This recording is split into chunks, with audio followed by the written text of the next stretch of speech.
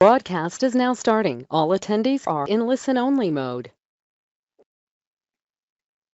Good afternoon, everyone, and welcome to today's webinar, Improving IEP Teams, Skills for Resolving Conflict, Webinar 1, Understanding Conflict and Create a Space for Change. My name is Pam Christie at Peak Parent Center. Before we get started, I'd like to go over a few items so you know how to participate in today's event. If you are connected to today's webinar through the internet, you should see your attendee interface or control panel in the upper right-hand corner of your own computer's desktop. By default, you are listening in to today's webinar using your computer speaker system. If you would prefer to join over the phone, just select telephone in the audio pane of your control panel and the dial-in information will be displayed. You have the opportunity to submit text questions to today's presenter by typing your questions in the question pane of the control panel. You may send in your questions at any time during the presentation, and the presenter and I will be monitoring the questions, and we will address them as we go and at the end of today's presentation. There are two handouts available for download in the handout window. One is the PowerPoint, so please download those before the end of the webinar. As you leave today's webinar, you will receive an evaluation survey about the presentation. We would appreciate if you would just take a minute to complete that and provide your feedback. You will also receive a follow-up email very soon with a link to view a recording of today's webinar. So again, welcome to today's webinar, Improving IEP Teams, Understanding Conflict and Create a Space for Change by Shirley Swope. It's my pleasure to introduce Shirley, who will take it from here. Hi, we're so glad that you tuned in with us today. And today we will be talking about conflict, a bit of conflict resolution and facilitated IEP process. And the mission today is really to support, give you a toolbox of options for all, I like that, all special education stakeholders. And that really means in parents, general ed teachers, music teachers, gym teachers, special ed teachers, just go down the list, all. And this was developed by the Colorado Department of Education. And does this look familiar to any parents out there? You know, the IEP meeting didn't go so well. Well, we're hoping that we can change that and figure out why they don't go so well. And really, most of the conflict really does develop around the development of the IEP and figuring out what the student needs to be successful in this IEP and reaching their goals. And there is an imbalance of power. There's just no other way around it. Parents are a member of the IEP team, but parents generally do not work at the school, and the school staff all work together and know each other in a different context of the parent, and then the parent is kind of thrown into this mix, but without equal amount of knowledge or without the equal amount of access to what the school has to offer and what the school is actually doing. So they can, when parents see what's going wrong and not what's going right, a disagreement or a challenge can, happen. And that conflict is hard to resolve when you don't have a relationship like the other team members have a relationship, and it becomes an us and them. And we want to avoid that us and them mentality. And plus, it's expensive. Conflict is expensive, and nationally, school districts are spending over, and this is an older figure, $90 million per year on conflict resolution. Couldn't we be using that money for the students? And so, as a parent center, we help parents navigate the special ed process. And the Colorado Department of Ed helps schools navigate this process. And we wanted to work with the Colorado Department of Ed, and they wanted to work with Parent Center to help manage that, but also to help make cohesive IEP teams, because that's when the IEP works best. We cannot solve our problems with the same thinking we used to create them. And this is an attempt to help us think in a different way and to look at conflict in a different way so that we can be more productive in solving the conflicts. Our solution is facilitated skills for all IEP stakeholders. And the state of Colorado came up with facilitated IEP meetings, and to have trained facilitators to conduct these IEP meetings. We'll talk about that in a little bit. It really is helpful for all of us to have those skills, because if we can all have those skills, then it can work throughout your life in a really productive way. It can work every day, not just at IEP meetings, but with when you encounter conflict in other settings, you can use these facilitated skills to come to agreements before they become too big. And the benefits of facilitation are pretty well known, and the parties get to decide. It's not someone deciding for you. It's you working as an actual team to decide and come up with solutions to try for the IEP. And it really fosters those continuing relationships, and those relationships are what make a team successful. It's building on relationships and developing relationships, and sometimes that's really hard to do. But when you have a good relationship, that's when you have trust. And when you have trust, that's when you can have a disagreement or have a conflict, but you are trusting enough that the person is approaching it in a real healthy light or a real sincere desire for the student to have a good education. Facilitation can deal with feelings and not just the law. And it's not compliance with the law. It really is looking at what's good for the child and respecting the child and respecting the family as team members and the other team members as important part of this whole IEP process. The outcomes have proved to be very durable. And when you build an outcome, or when you build an IEP, you want to have it to work. And when it doesn't, then you can come back and address it. But the outcomes are durable when you have a good team relationship. Plus, it costs less because it's informal and you're hitting problems at the beginning and not at the end when it can get really expensive. There is an art of conflict resolution, and we want to kind of explore that using a facilitated skills to resolve IEP conflict. So that facilitated conversation, that skill of communication, that's what we want to build in. Conflict is a signal or a message that something is not working and needs to be different. I love that quote, simply because it's absolutely so simple and absolutely so true.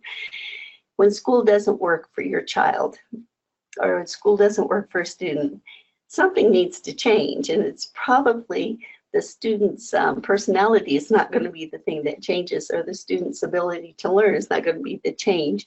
It has to be a change in the process or the environment or something else. When my son was in school and had IEPs and they weren't working, I would say, school doesn't work for Michael. What are we going to do about it? And once you put yourself as a parent on the side of the team, because you are on the side of the team. You're in the team. You're a member of the team. You have to assume it. Then things can move forward.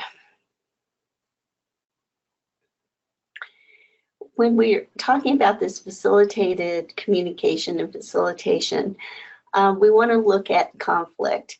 And when we're looking at conflict, there are many sources to conflict. And this is kind of the tricky one on figuring out where the conflict has originated. Where does it pop from? Where does it come from? And always with the IEP and communicating with others, we've got this power, personality, data, culture. Those big overlying things could be part of the conflict. But do we also have the values and emotions in the history and communication and the structure of the school all in that mix too? We have so many different lenses to look at this conflict wheel. The parents have a history with the school and things didn't go right, or things didn't go right in another school. That's a history that really can decay trust. When communication is not effective, communication because professionals are using their natural language professionally and using a lot of acronyms or using a lot of terminology. You know, we tried MTSS, but the FBA, it doesn't seem to be, effective for his BIP. What does that mean? And schools sometimes can lapse into that language, and it can really cause conflict. The structure of how things are presented and how things are delivered at schools sometimes is a problem. Values and emotions are always in the mix somewhere. And emotions can be hard to deal with for a parent at times, because when you're talking about a student, you're talking about someone's child, and you're talking about the most important person in the world to someone. So emotions can be very strong in this whole picture of developing a plan for a student to have a productive IEP. So if we do a little practice here to find the source of the conflict, then we can help find a solution. Then we can find that right match. And that takes some detective work, and that takes some really good listening skills for the whole IEP team. So here's something to look at. My daughter needs a one-on-one pair of professionals so she can stay in the regular classroom with her friends. It's really important to this parent that she stay connected to the people who support her and who like her and who she likes. So emotions can be really strong. The professionals may come back and say, we don't do one-on-one. We don't have a one-on-one professional. That's going to cost us a lot of money. That's not what the mom's saying. The mom's saying she needs to be with her friends.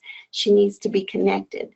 A way that I think that could happen is with a one-on-one professional. The need is there. She needs to be with her friends. She needs to stay connected. How we get there can look different than one person's opinion. This may be the thing that mom has heard can work for her. So mom's giving her, mom's saying that's what she needs. What we can look at is say, she needs to be with her friends. She needs to be in the classroom. How can we make that happen? So a one-on-one professional might be the answer, but it could be something else too. It's a conversation starter, and we have to remember we need a starting place. And where's mom coming from with that? Well, her emotion is that it's really important that she stay with her friends, because community and happiness outweighs the need for academics. Maybe that's what mom's thinking. So we have a starting place. How can you say my son's making progress? He's getting further and further behind his peers. Look at his report card. Well, mom's looking at the report card. Mom's saying, I'm worried about academics. He needs to have a strong academic base too. What are you guys doing? Why isn't he learning like as we thought he was going to learn? So looking at some data, then the teachers may say, but he is making progress. He started here and look how far he's come. You know, we're working on that. We're finding out how he learns. We're giving him success in his academics, and he is catching up.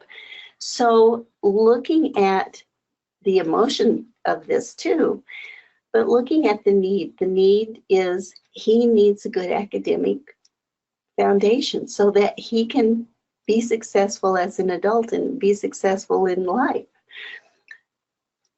You really have to respect that. And how do we address it and how we go forward is how we present ourselves, and not being defensive and saying, are you saying that we aren't good teachers? Of course we're good teachers. It's your son who's not learning.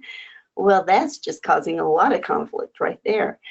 So stepping back and looking at the whole picture of what this, really entails, and what's the parent really saying, or what's the school really saying. We need to think and look at our wheel and think, where does this fit and where's this coming from?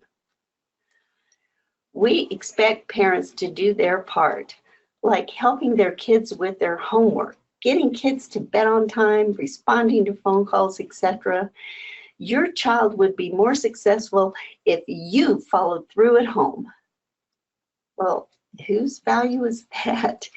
And how does this teacher or this principal or this psychologist or this special ed teacher, how does this professional know what goes on at home? At home, parents may be dealing with, a child who holds it together all the way through the day at school, gets home and falls apart because they just are so stressed out. And the parents going, what's going on at school? What do you mean? I'm calming down the student. I am trying to, find some sanity for the students in my child's day. And you're telling me I'm not a good parent? I'm taking that as you're telling me I don't know how to parent. I'm not a good parent. And I'm thinking you need to do teaching at school and let me parent at home. So that can be, and this is kind of a typical statement, unfortunately, but that can be a really powder keg of emotion coming out there. And it really decays trust. So not knowing, what's going on at home, or making that assumption about how you parent at home because your kid's not doing well at school is, something that really needs to be avoided. And a conversation needs to kind of, happen here. We value school, but school is very stressful for my child. And at home, they need to calm down and they need to feel safe and secure, and they need to de-escalate from the day. We can't do homework. Or I'm a single mom, I'm working 2 jobs. And, we're barely keeping food on the table. I can't do homework at home. You don't know what the whole story is until you actually have that relationship that's honest enough and secure enough that everyone can tell their story, to get to know the other person without judgment. And that's very difficult. What we want to do, though, is to be mindful about making a space for change. And how can we make that space for change? And what does that mean? Well, it means a mental and physical strategy of creating a space for change. I really like this quote at the bottom: speak when you are angry and you will make the best speech you ever regret. So it's so true. How many of you have said things and you go, oh, I wish I hadn't said that. And because you said it in anger. And when we speak in anger and we regret it, but we're also teaching our children to speak in anger, and then they too will regret their words later on in life. So we really have to be careful with that. Words are really important and powerful, and they're a powerful tool, and they're a powerful weapon, and we just want to use them as tools to build, not weapons to destroy. So creating a space of change refers to that balancing of power, preparing the physical environment, and being culturally sensitive. It really is so important as an IEP team that we have a sense of balanced power within that team. So the general ed teacher can speak her mind honestly, the parent can speak their mind honestly, the psychologist can speak her mind honestly, the vice principal can speak her mind honestly. We need to make sure that we are balancing power and that we all have the same power and respect within the IEP team. So preparing that physical environment too is just critical to make sure that we reflect that balance of power within the room in which we're holding the meeting, and to be culturally sensitive to how some cultures see people in authority and how they make that sense of authority. So you want to look at, how do I make that impression of power? Am I contributing to that? And with my, my flashing my education or representation, language use, your resources, information, and is it intentional? I remember attending an IEP meeting with a parent in the early days, and the vice principal, or it was the assistant director of special education, came, and she was dressed in a very expensive suit, and she had a lot of gold on. She had a gold watch, she had gold earrings, she had big gold necklace, she had big rings, that big diamond ring. She looked powerful, and she looked expensive. And the IEP meeting was held, and the mom was there, and she was a single mom who worked as a waitress. She could see that intention of power right there. And that always stuck with me about how look at me, I am powerful. And it was a way of intimidation, to intimidate the parent and the rest of the team, actually, to exude that power was something that I remember to this day. I also went to an IEP meeting, another one, where the principal made iced tea. She made iced tea for this parent because she knew she liked iced tea, and she had iced tea and the principal provided iced tea, and the principal provided some cookies for the parent, and to make the room less intimidating because she wanted her to be comfortable. So what are we doing in IEP meetings? Are we just walking into a room that's pretty bare, or we're walking into a room that is saying, look at me, I'm powerful, I'm going to sit at the head of the table? Are we walking into a room that says, come in and let's have a conversation? And are our clothes and our language, are we making it comfortable for other people? And can we explain the process and encourage participation? So at the same time, not, talking down to a parent, but talking with a parent, not talking down to the general ed teacher, but talking with the general ed teacher. We really have to make an effort to adjust for that imbalance of power or cultural factors. So you may have parents who English is not their first language, but they speak it pretty well. So you're not using an interpreter, but you know that it really is not their first language. So are you using words that are really comfortable for all to understand and have that conversation? And it should just be as respectful as possible and very comfortable. You want people to take a sigh and go, well, I'm glad I'm here. I'm ready to have a discussion. I'm ready to talk about my student, about my child. A skilled IEP participants will arrange the room and set the tone. So if you're going to an IEP meeting and the parent is walking into a room where everyone is already sitting at the table and they're all kind of whispering and laughing a little bit, then the parent walks in and gets really quiet. How uncomfortable is that for the parent? You've just set the tone. You set the tone of, we were talking about you and here you are, and now we're going to get you. So, or do all the participants wait outside and then all walk in together and sit down at the same time? That's setting a tone of, we are all equal. We are all here together for equal cause.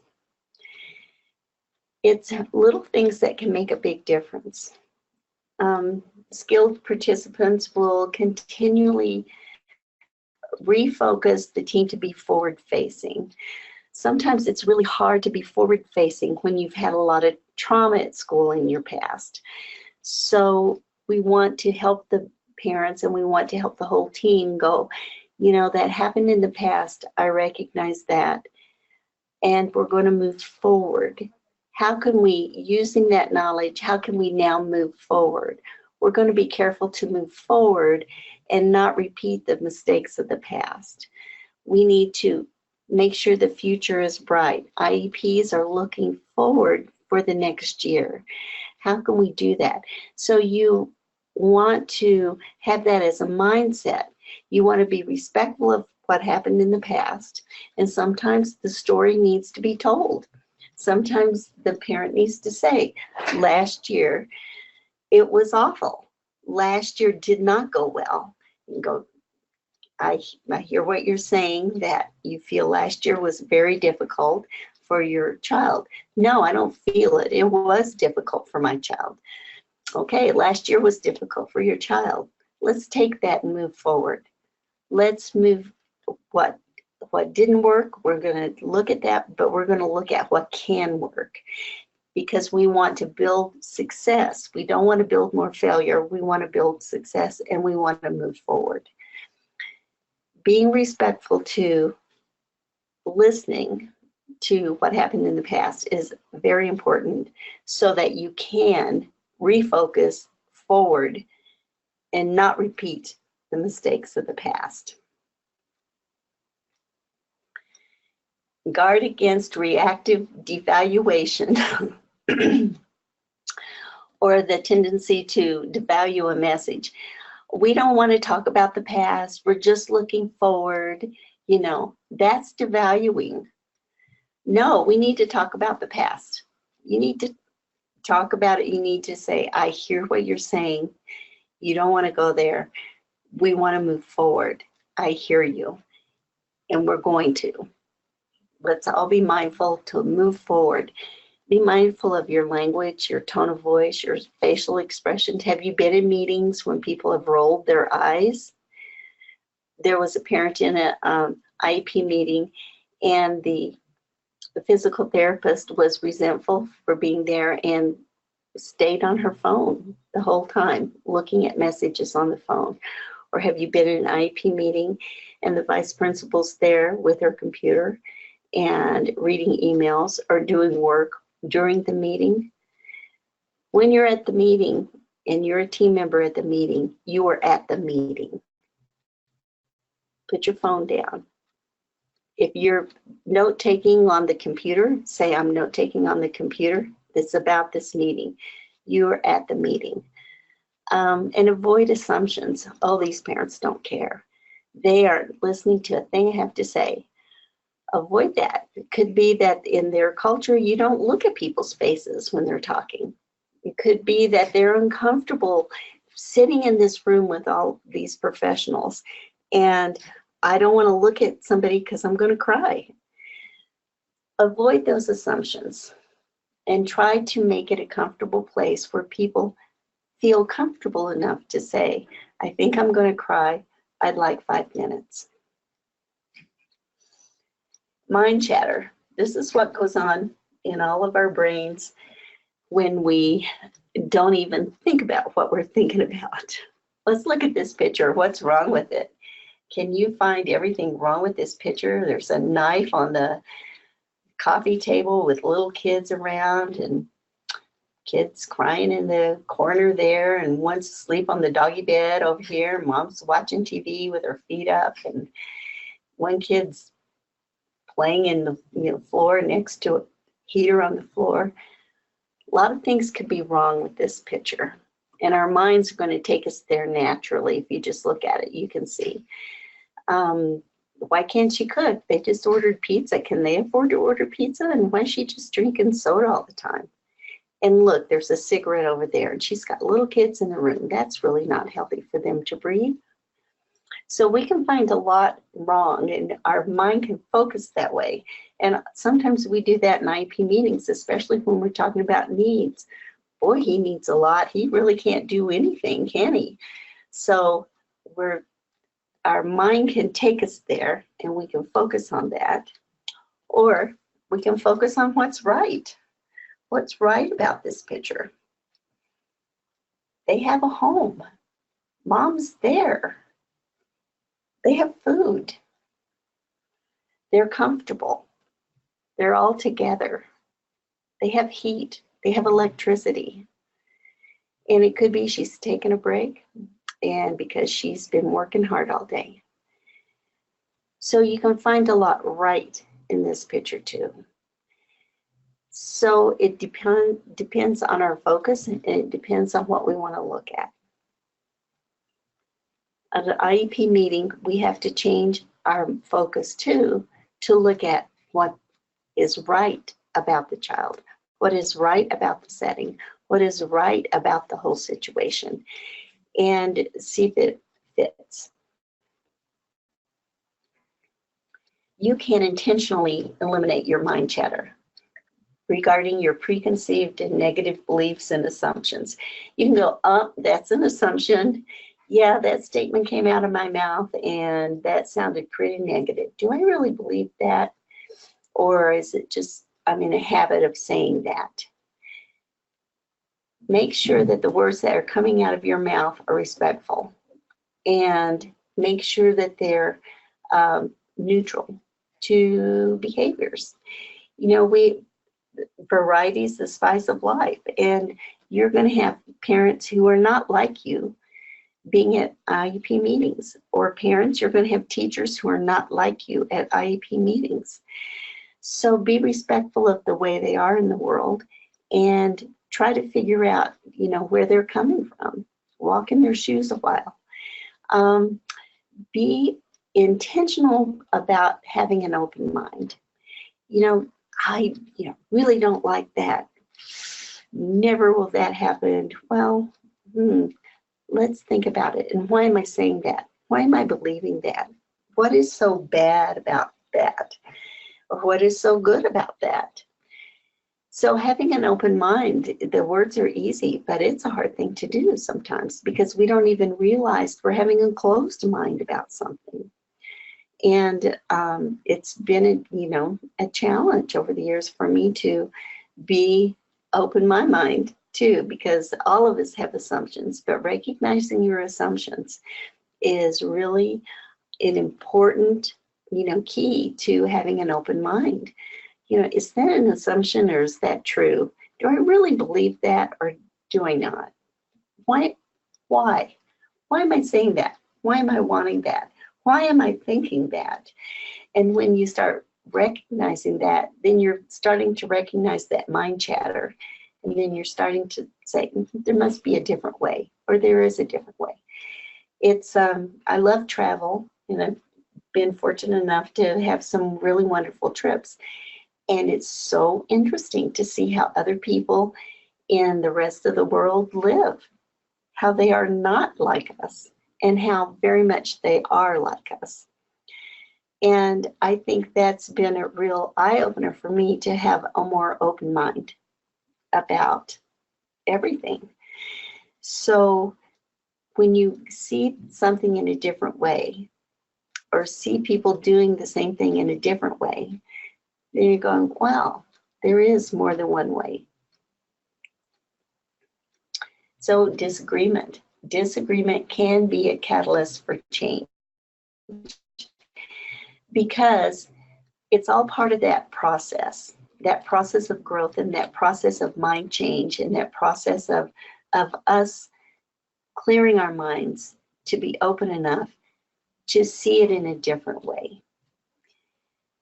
And today in our politics, it's really refreshing when we can see people of different mindsets work together. That's how we can get change. Conflict is just an energy in a system. It's not a good thing or a bad thing. It's an energy. It's a way of seeing, and it's a way of addressing. And how it makes us feel is, you're responsible for your behavior. Nobody can be responsible for your behavior but you. And sometimes we let conflict engulf us and take us over and suck all our energy. And sometimes we use conflict to motivate us, to make us stronger and make us want to move forward. So it's an energy, and that's an energy we can put on ourselves. But we can control that, and we can control that with how we think about things and how we regard things. And if we can take a step back and be an observer of a situation for a little bit, that gives us a different perspective. When we can step in the role of observing, well, that's interesting. I never thought of it that way. I wonder how I'm going to feel about it tomorrow. Try it sometimes. Conflict is necessary. Disagreement or conflict, it's necessary for growing in our individuals. And there's not a family on the face of the earth that doesn't have the growth through conflict at times. And if you've ever had teenagers, you probably know that, or even little kids, And think of that child development as a little person is growing up. They're going to have conflict. You have 2-year-olds who want to be independent, and they're learning to kind of express themselves. Their favorite word is no. Well, that can cause conflict in a family, can't it? So if you look at that growth and development, that's just how that person is learning and growing. And families and communities are the same way in societies, just on a bigger scale. So we just need to kind of remember that conflict is a natural part of our human interactions. It's a natural part of our interaction with ourselves. We have self-conflict too. But it's necessary, and it can help us grow and become a better community, a better family, a better person. It really does help define and make difficult choices. And if you have a spouse and you have little conflicts, should we have Chinese or Italian? I want Italian. Well, I really want Chinese. There's a conflict. Should we have an easy one to work through? Let's have Italian tonight. We'll have Chinese tomorrow night. Okay. Working through conflict can be an important bonding experience. I really appreciate the way you really agreed to have, Italian for me tonight, because I love Italian food, and I've been wanting spaghetti all week long. I appreciate you, giving into that for me. So it can help with bonding.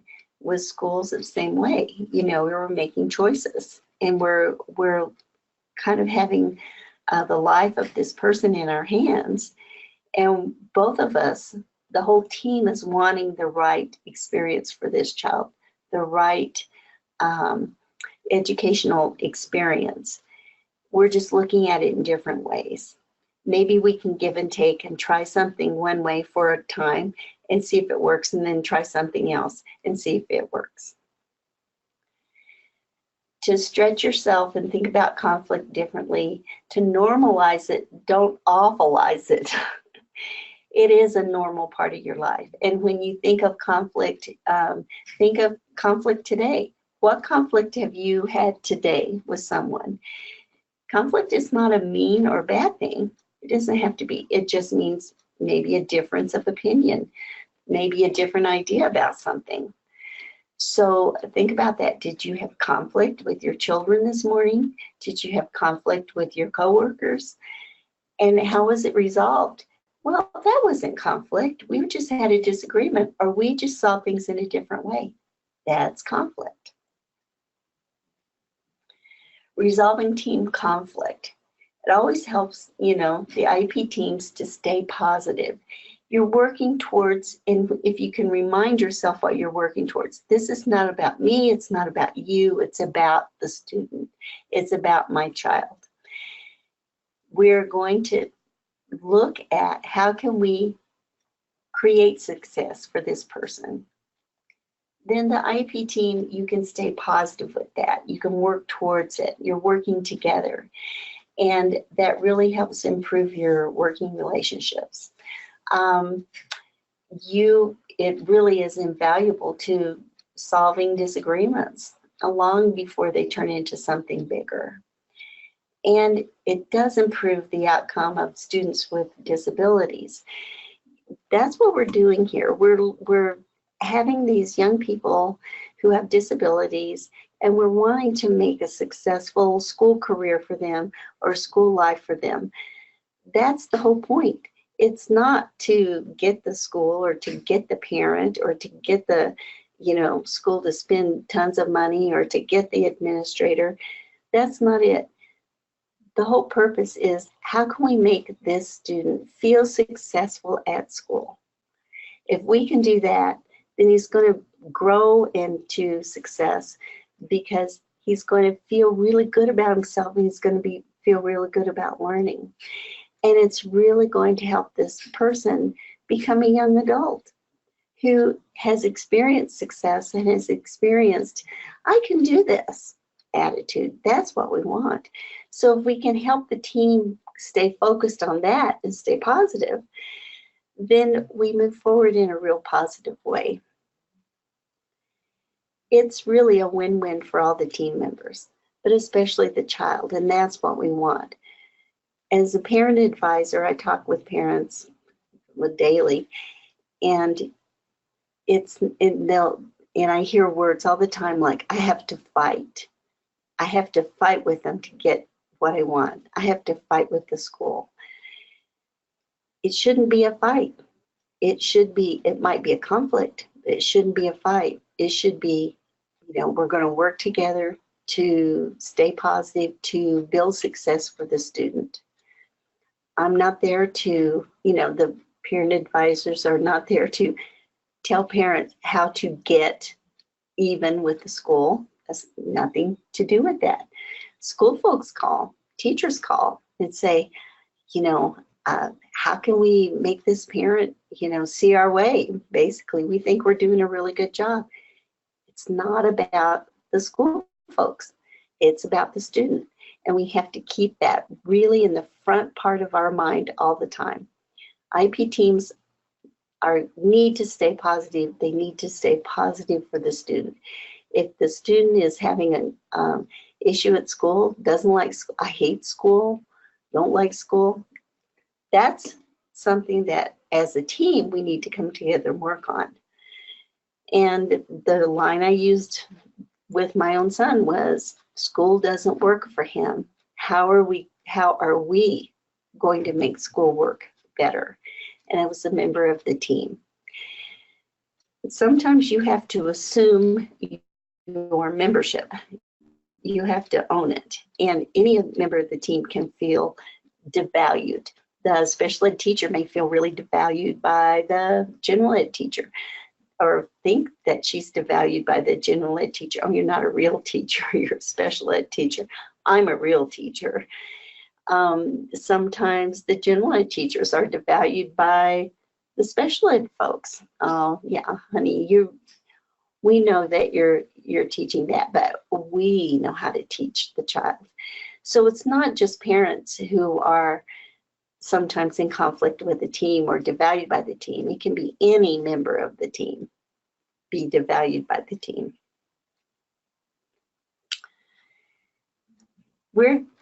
Colorado Department of Ed is really striving to educate team members with facilitated IEP techniques. And they have, and Peak is working with them on this project. There are 2-hour live modules, 6-hour live class, and hour webinars like this one to introduce you to facilitated skills of facilitation skills. And they have a 3-day live certification also. But it's so important that team members work together, and the more parents, the more speech therapists, the more psychologists, the more vice principals, the more special ed teachers, the more general ed teachers, the more paraprofessionals we can get to these trainings so that they can learn these skills. Then they have these skills to use within the school setting and to use every day. It's so important to understand the Individuals with Disabilities Education Act terminology, IDEA. And when do you use terminology and when do you don't? When do you say all the words out? Behavior intervention plan, functional behavior assessment, individualized education program. We use acronyms all the time, but people don't remember what they mean. They've heard them, they sort of know what they mean, they're not sure what they mean, and then they use it and they use it wrong. Oh no, that's not how you use the acronym. What does that mean? And it really stifles the conversation. It doesn't quicken the conversation when you don't understand the terms and understand what the special education law can do and what it cannot do. So when you have those elements of the IDEA really explained to you and you understand it, then you have a base to build on. You need to really plan effective agendas. We don't need to be sidetracked into, ancient history in the past. We need to listen respectfully, and we need to focus and use that to focus forward. But we need an agenda that we can get through. And there is a way that the IEP is put together, a way that it's built, and we need to follow an agenda like that. You don't start with placement. You don't start with what we can give you a child. You start with the child and understanding where the child is right now within the education, his present levels of academic achievement and functional performance. So not just his grades, but also how he presents himself at school and how he feels about school and how he interacts with other people at school, that functional performance too. And building an agenda is a very strategic way, an important way to make sure that we're following the path of the IEP and building on the IEP so that at the end it all comes together and it makes sense. A trained facilitator can do that, but anyone of the IEP team can do that too. Understanding how and why conflict and why it naturally occurs and feeling it. People are uncomfortable with conflict, and when they, we can't do that, and we get real defensive. It's like hearing the word cancer and then you can't hear anything else. You want to understand how words matter and how you present yourself to the IEP team, how that matters. You might be naturally sarcastic and think it's funny because your whole family is sarcastic and you understand that it's meant with a lot of, love. It's not degrading. Other people, you get someone who was raised by someone who was pretty mean and sarcastic to them, it makes them really uncomfortable. And they see you as being disrespectful at that point. So understanding how that conflict occurs, you're just making fun of me. You think I don't know anything. Well, no, that's not what I meant. Very often that misinterpretation of someone can happen just through, this is just how I am. We have to have an open mind, and we have to understand that we can change how we perceive people, but we can also change how we communicate with people. Key communication and people skills to build relationships. You need to practice those. They're not skills that just naturally occur for a lot of people. And children need to be taught those skills also. It's really important to look at the way you talk and look at the way you interact with other people. Some people don't like looking at other people's faces when they talk. It makes them uncomfortable, or they're thinking. Other people see it as disrespectful. You're not listening to me. How many teachers and how many parents have said, look at me when I'm talking to you? Well, look at me when I'm talking to you because I want you to really hear and pay, and that shows me you're paying attention to it. But other people, I don't pay attention by looking at you. Makes me nervous. I can't hear what you're saying when I'm looking straight at you. I need to avert my gaze or look someplace else so I can really digest it. Identify the interests versus positions. Position is you will, I want, he needs. Those are real strong positions. And sometimes we don't quite know where they came from or what the history is. So looking at it really, an interest is, I want my child to be liked at school. He will have friends there. He will be there. I want my child to learn so he can be a successful adult. That's my interest. My position is, he's not making progress. Why aren't you teaching him right? So once you kind of can put those together and understand that, then you can kind of see where the other person's coming from, and you can address it in a more proactive way. We can strengthen your strategy questioning and active listening techniques. And that's really, it's fun. This is a fun class to take, but it's also insightful. And you actually start to open your mind about, oh, that's why I do that. Oh, I've done that before. I've said that before. And active listening is actually listening to the other person while they're talking and not thinking, I wish you'd shut up so I can talk. It's my turn next. Active listening is feeling what that other person is saying and then assuring that you're actually hearing what that other person is saying. And then identify resistance points and find resources to build consensus. My daughter needs a one-on-one. That's it.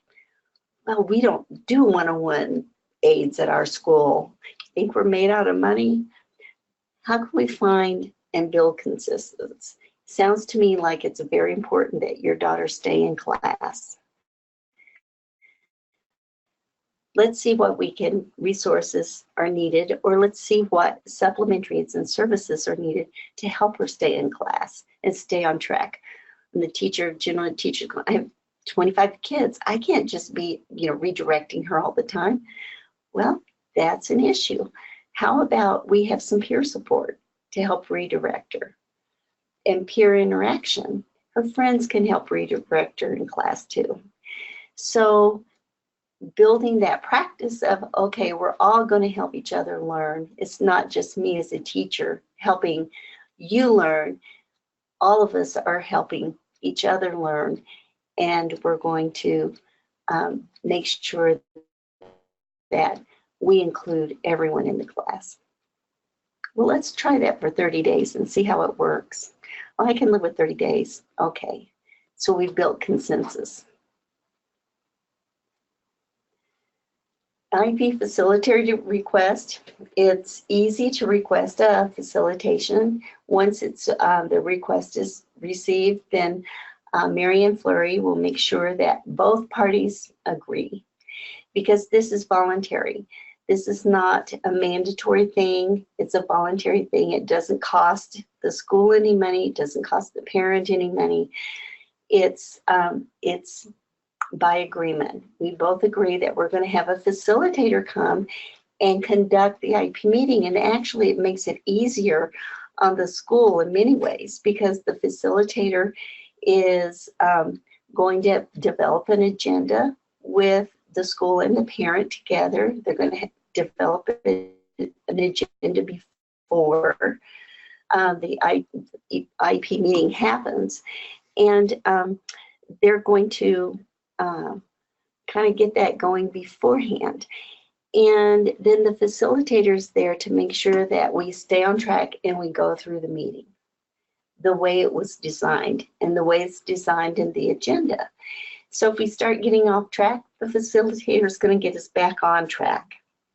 And we're not moving forward until we have an understanding of, yes, we have consensus. It doesn't mean agreement in 100% on both ways. It doesn't mean compromise 100% on anybody's way. What it means is, yeah, I can live with that. I agree to that. Let's move on to the next thing. And so building consensus all the way through the meeting, then at the end of the meeting, it's like, okay, this is what we as a team have agreed to. And let's see if it works. So the facilitator begins with introduction. Why are you here at this meeting? Well, I'm Mrs. Swope, I'm the mom.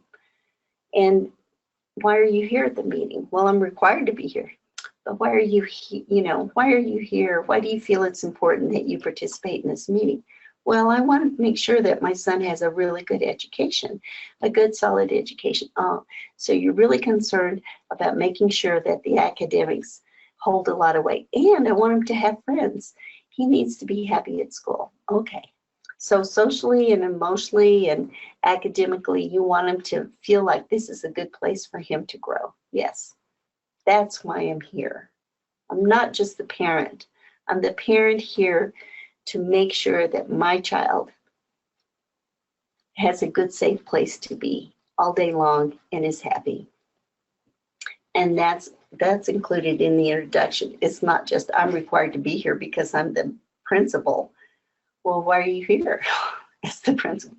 Well, I want to make sure that we have a good, safe school. I want to make sure that we stay within our budget. I want to make sure that things kind of flow smoothly. Okay, so introductions are more than just your name. It's the why, and the facilitator is going to get to the why. And then it's both parties get to evaluate the whole process after the meeting. So facilitators can come in, different roles, and the hope is that a lot of people use facilitation skills that can be used by all the members of the IEP team, because the more we know how to communicate with each other, the better we can communicate with each other. An impartial facilitator from a district, you can ask for, a partial facilitator from the district. Can we have the special ed teacher from the elementary school come up to the middle school to be our facilitator right now, or the high school? Or can the assistant superintendent come down? Or can, the social worker who works in the high school come to the elementary school and facilitate, because I know they have those skills. So you can, we want enough people around the state to use them that it becomes an integral part of everybody's IEP process.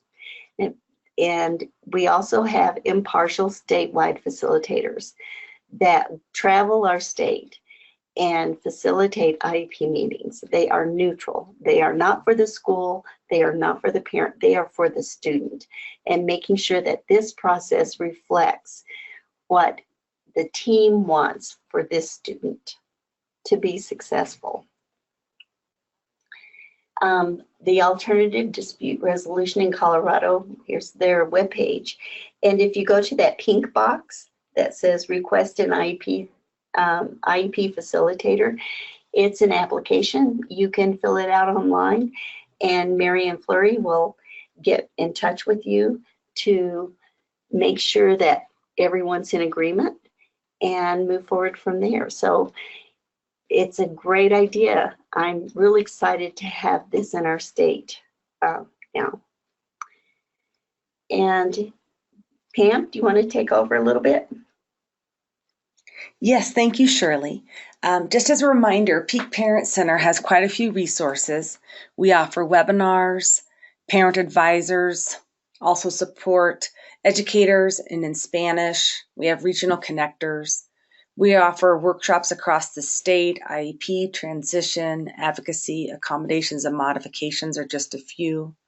We have a Speak Out blog. Save the date for February 20th through 21st, 2020 for our PEAKS Conference on Inclusive Education in Denver. And PEAK is a 5013C nonprofit. We rely on donations from generous people like you to deliver trainings like this. So please consider giving today or online at www.peakparent.org/donate. And very soon, as long as all of the technology works, you will receive a follow-up email with a link of the recording of today's webinar. Please note that version of the recording will not have closed captioning added. As soon as we are able to add captions to the webinar recording, we will post on our website. And to request a certificate of completion, please email me, Pam Christie at pchristy@peakparent.org. That's PCHRISTY@peakparent.org. Thank you to our wonderful presenter, Shirley, and to everyone attending. If you have any other questions, please contact any parent advisor at Peak, www.peakparent.org, 719-531-9400, parentadvisor@peakparent.org. Again, and to contact Mary Ann, excuse me, Pam. Yes. And to contact Mary Ann Fleury about a training. Here's her information. This is all in your webinar. I mean, your PowerPoint. Okay, thank you. And again, as you exit the webinar, please take just a moment to complete our evaluation survey, as we greatly value your feedback. You will also receive a follow-up email very soon with a link to view a recording of today's webinar. Our next webinar in this series is May 15th from 12 to 1, the role of interest, questions, and listening. Hope you plan to attend. And on behalf of Peak Parent Center and today's presenter, thank you for joining us, and have a great rest of your day.